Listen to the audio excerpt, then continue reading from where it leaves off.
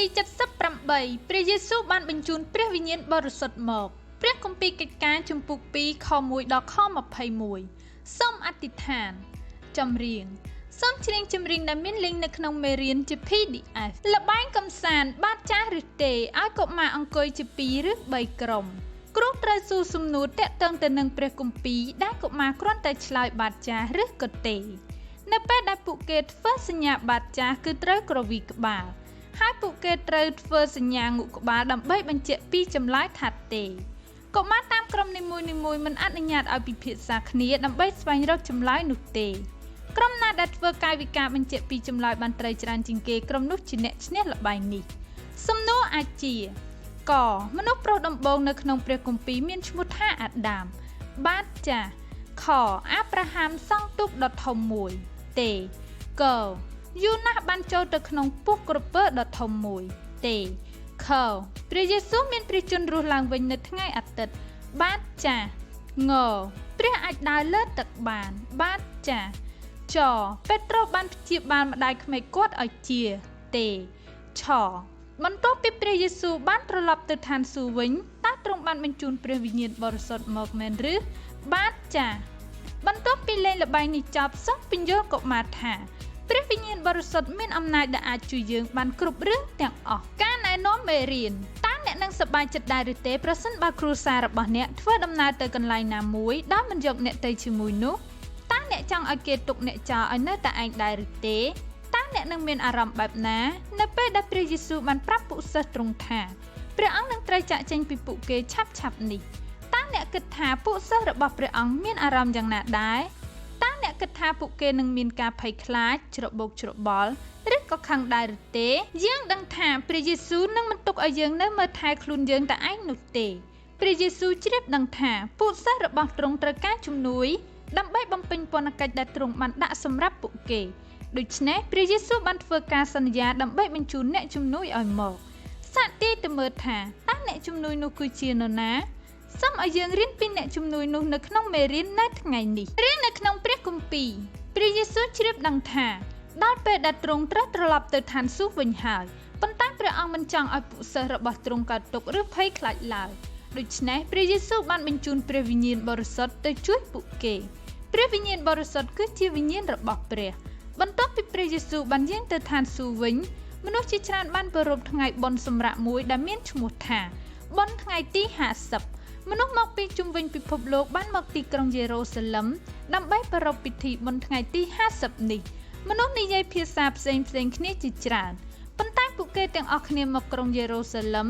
ដើម្បីអរព្រះគុណព្រះជាម្ចាស់ចំពោះការប្រមូលផលដ៏ល្អរបស់ពួកគេនៅថ្ងៃបុណ្យដ៏ពិសេសពួកសិស្សបានមកជួបជុំគ្នានៅកន្លែងមួយរំពេចនោះមានរឿងមួយបានកើតឡើងគ្មាននរណាម្នាក់ដឹងច្បាស់ទេថា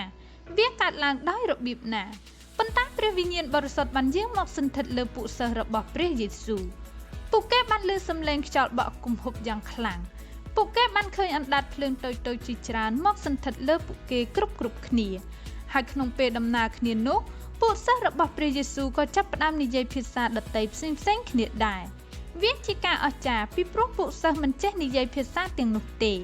តែព្រះវិញ្ញាណបរិសុទ្ធបានជួយពួកសិស្សឲ្យនិយាយភាសាដទៃទាំងអស់នោះបានហើយមនុស្សទាំងអស់ដែលធ្វើដំណើរមកដល់ទីក្រុងយេរូសាឡឹមបានចូលរួមអបអរសាទរពិធីបុណ្យថ្ងៃទី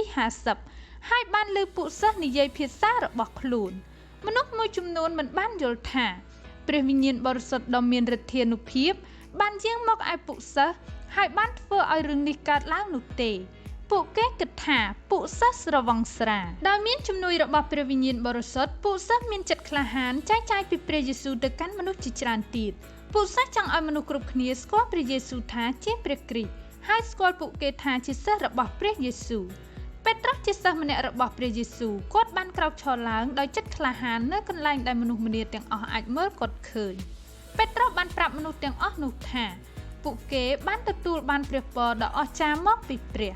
ពួកគេបានអធិប្បាយប្រាប់មនុស្សគ្រប់គ្នាអំពីព្រះយេស៊ូវហើយបានធ្វើឲ្យពួកគេស្គាល់ព្រះវិញ្ញាណបរិសុទ្ធដែលកំពុងតែនៅជាមួយពួកគេឥឡូវនេះមនុស្សទាំងអស់បានស្ដាប់ឮដោយត្រចៀកនិងដោយចិត្តរបស់ពួកគេពីអ្វីដែលពេត្រុសបានចែកចាយហើយមានមនុស្សរាប់ពាន់នាក់បានទទួលជឿព្រះយេស៊ូវនៅក្នុងថ្ងៃនោះ ព្រះវិញ្ញាណបរិសុទ្ធគឺពិតជាអ្នកជំនួយដ៏អស្ចារ្យព្រះវិញ្ញាណបរិសុទ្ធដ៏មានអំណាចដូចគ្នានេះគឺកំពុងគង់ជាមួយនឹងមនុស្សគ្រប់គ្នាដែលជឿលើព្រះយេស៊ូវហើយផ្ដល់ឲ្យយើងនូវកម្លាំងភាពក្លាហាននិងការកំសាន្តចិត្តផងដែរព្រះយេស៊ូវបានបញ្ជូនព្រះវិញ្ញាណបរិសុទ្ធមករកយើងដោយសារទ្រង់ស្រឡាញ់យើងហើយចង់ឲ្យយើងមានភាពរឹងមាំនិងក្លាហានយើងរាល់គ្នាជាកូនរបស់ព្រះអង្គព្រះថែរក្សាយើងដោយទ្រង់បានបញ្ជូនព្រះវិញ្ញាណបរិសុទ្ធដ៏មានគ្រប់ទាំងព្រះជាស្ដាមកកាន់យើងមានអំណាចដោយសារព្រះវិញ្ញាណបរិសុទ្ធគង់នៅក្នុងយើងគឺមានអំណាចសំណួរពិភាក្សា1តើព្រះយេស៊ូវបានបញ្ជូនអ្នកណាដែលជាជំនួយបន្ទាប់ពីព្រះអង្គបានយាងទៅឋានសួគ៌វិញ2ហេតុអ្វីបានជាព្រះវិញ្ញាណបរិសុទ្ធមានអំណាច3តើមានការអស្ចារ្យអ្វីបានកើតឡើងបន្ទាប់ពីព្រះវិញ្ញាណបរិសុទ្ធបានសន្ធិដ្ឋលើពួកសិស្ស4ហេតុអ្វីបានជាអ្នកគិតថាវាសំខាន់នៅពេលដែលព្រះយេស៊ូវបញ្ជូនព្រះវិញ្ញាណបរិសុទ្ធមកកាន់យើង5តើព្រះវិញ្ញាណបរិសុទ្ធកំពុងគង់ជាមួយអ្នកដែរឬទេល្បែងកំសាន្តបញ្ជូនពេញប៉ោងសម្ភារៈដែលត្រូវការពេញប៉ោងមួយចំនួននិងកន្ត្រកមួយចែកកុមារជា2ក្រុមឲ្យសមាជិកក្រុមចាប់ដៃគូពី2នាក់ហើយឲ្យពេតប៉ោងទៅដៃគូនីមួយដៃគូនីមួយត្រូវដាក់ពេញប៉ោងនៅចន្លោះដៃរបស់ពួកគេទាំងពីរដូចរូបហើយរត់យកពេញប៉ោងទៅដាក់នៅក្នុងកន្ត្រកគូដែលអាចបញ្ចូលពេញប៉ោងដាក់ចូលទៅក្នុងកន្ត្រកបានមុនគេក្រុមពួកគេនឹងទទួលបាន1ពិន្ទុឲ្យដៃគូបន្ទាប់បន្តលេងល្បែងនេះរហូតដល់ដៃគូនីមួយបានលេងគ្រប់គ្នា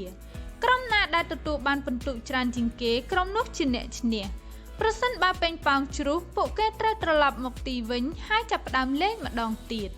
តាមរយៈល្បែងនេះកុមារនឹងរៀនបានពីការជួយគ្នាទៅវិញទៅមកដូចជាព្រះវិញ្ញាណបរិសុទ្ធគឺជាអ្នកជួយដ៏អស្ចារ្យដែលតែងតែជួយដល់យើងគ្រប់គ្នាគ្រប់ពេលវេលាផងដែរខគម្ពីរចងចាំព្រះគម្ពីរយូហានជំពូក14ខ16ដល់ខ17នោះខ្ញុំនឹងទូលសូមដល់ព្រះវរបិតា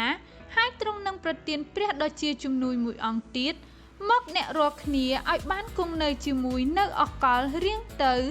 គឺជាព្រះវិញ្ញាណនៃសេចក្តីពិត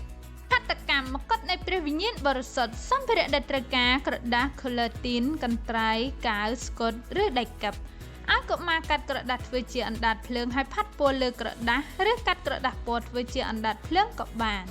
បិទអណ្ដាតភ្លើងដែលមានទំហំផ្សេងគ្នាដាក់រួមគ្នាដោយធ្វើជាអណ្ដាតភ្លើងធំតែមួយហើយបិទវានៅលើក្រដាសវែងដែលបានកិបជាប់គ្នាហើយគ្រូអាចជួយកាត់ក្រដាសហើយកិបជាប់គ្នាឲ្យបានវែងល្មមនឹងក្បាលកុមារដើម្បីធ្វើជាមកុដពន្យល់ដល់កុមារថាអ្នកជឿលើព្រះយេស៊ូវទាំងអស់គឺមានព្រះវិញ្ញាណបរិសុទ្ធដ៏មានអំណាចគង់នៅក្នុងពួកគេដើម្បីឲ្យពួកគេមានកម្លាំងនិងភាពក្លាហានចម្រៀងសូមជ្រើសរើសចម្រៀងមួយបទខាងលើហើយច្រៀងជាមួយសិស្សសូមអធិដ្ឋានសូមអរគុណ